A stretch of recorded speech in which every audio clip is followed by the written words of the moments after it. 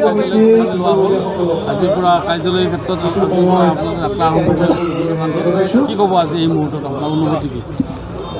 প্ৰথমতে বহুত সুখী অনুভৱ কৰিছোঁ। আজি 58 নং তামোলপুৰ সমষ্টিৰ যি নিৰ্বাচনী প্ৰচাৰ আমাৰ অফিচ বা কাৰ্যালয় আমি লোৱা হৈছে, আমাৰ সন্মানীয় ডেপুটি চিফ ডাঙৰীয়া BTC তেখেতে উদ্বোধন কৰিলে।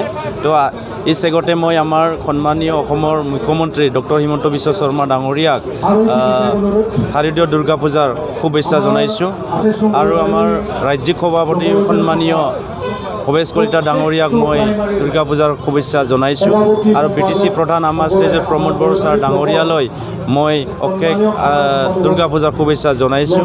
লগতে অসমবাসী আৰু আমাৰ BTR অঞ্চলৰ বিভিন্ন জাতি জনগোষ্ঠীৰ প্ৰতিটো পৰিবাৰলৈ মই দুৰ্গা পূজাৰ শুভেচ্ছা জনাইছোঁ।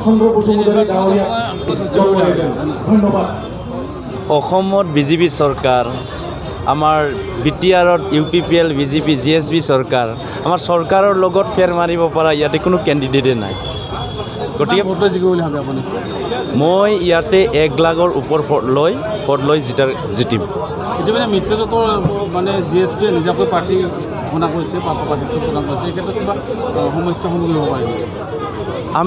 আমি একো সমস্যা নহয়, আমাৰ একফালৰ পৰা সমস্যা নহয়, কিন্তু তেখেতসকলে BJP UPPL GSP যিহেতু BTR চৰকাৰ চলাই আছিলে, গতিকে চৰকাৰৰ যিখিনি এলায়েন্সৰ ধৰ্ম এইটো পালন কৰাটো হয়তো ভাল হ'ব বুলি মই ভাবোঁ।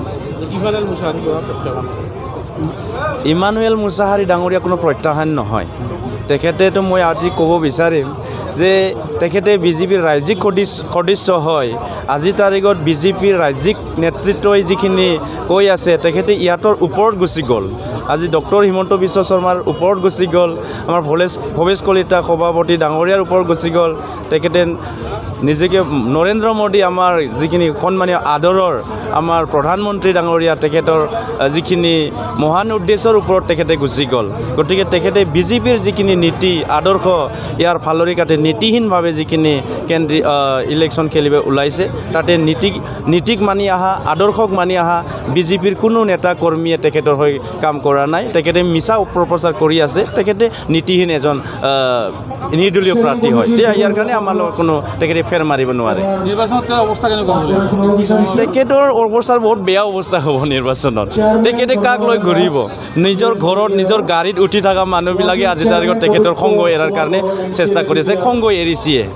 আমি শুনিছোঁ তেখেতৰ লগত সদায় গাড়ীত উঠি থকা তেখেতৰ আপোন মানুহবিলাকক আজিকালি লাহে তাৰমানে তেখেতৰ সংগ এৰিছে। তাৰমানে তেখেতে বিগ জিৰ' হ'বলৈ গৈ আছে।